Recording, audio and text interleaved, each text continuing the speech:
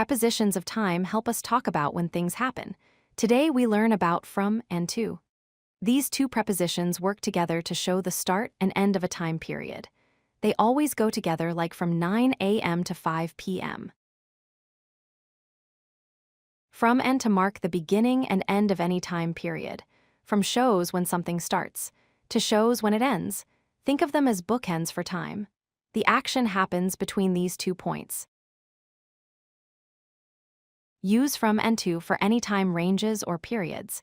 This includes work hours, school schedules, or event durations. They create clear boundaries. Everything between from and to is included in the time period. Here are simple examples. From 9 a.m. to 5 p.m. describes a workday. From Monday to Friday shows the workweek. These are the most common patterns you'll hear every day. From morning to night covers a full day.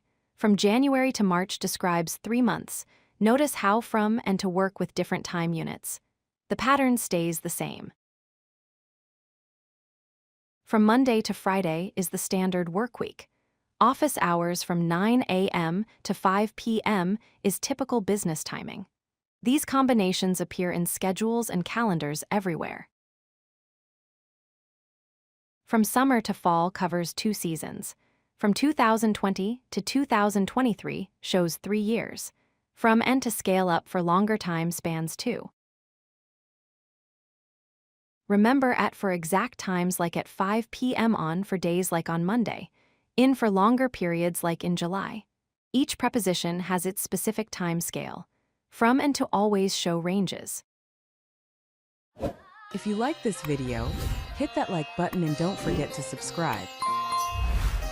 Visit codelucky.com for more such useful content.